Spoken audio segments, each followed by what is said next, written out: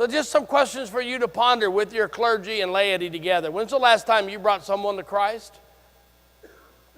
Or even somebody up to the church community that wasn't already somehow connected? I mean, I call us a tribe because almost only way you get into the Methodist Church today, the United Methodist Church, is you have to be born into it. How many of you were born or raised in the United Methodist Church or any church as far as that goes? Look around the room. Look how many hands are up.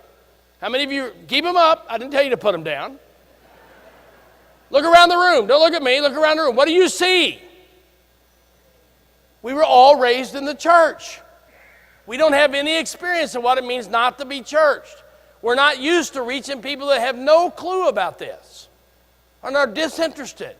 We're going to have to puzzle together. How do we reach people we don't know? And when's the last time you've done it? When's the last time you've even brought them up to church? We're pretty good in some of our churches if somebody just arrives. But they don't arrive anymore. You have to go get them.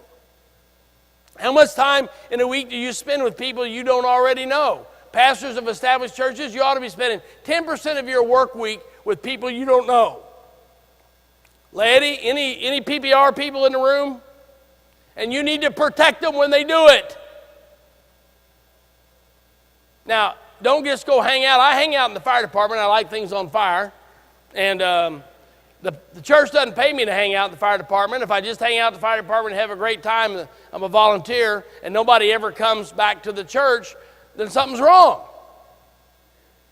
The reason I'm hanging out at the fire department, I'm trying to put myself in a place I'm not normally at with people I know don't normally go to church, so that I might build some authentic relationships, that I might have a faith conversation, that I might say, would you like to come with me back to the gathered community and see what happens? And in my time, I've seen 35, 36 firemen come to Christ.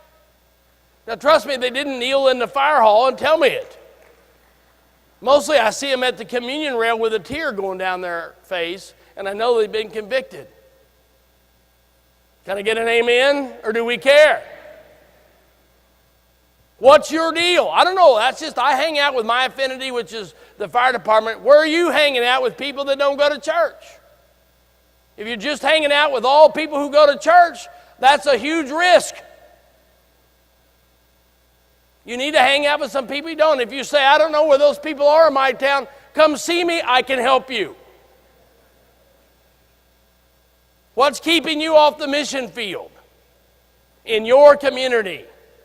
We've done a great job of sending missionaries to Africa, and we should continue to do that. But I want to know when you're going across the street in your town, in your community. And we have to, and you say, well, it doesn't work. It doesn't if you say, would you come on to my church? How about if I invite you to my church? Let me help you. Quit inviting people to church. First off, they don't trust you. I already know the answer. No. The only way somebody ever comes to your church is because they've gotten to know you and they trust you. And they come with you. The number one task of the pastor today is to be missional. That is, to get your hands dirty and to speak the good news of Jesus Christ at the same time. Don't forget your first love. We're here to bring people to Jesus. See, not only do you need to have 100 points of light, Bishop, of new congregations, new starts, new worship experiences, new ministries, we need 100 points of people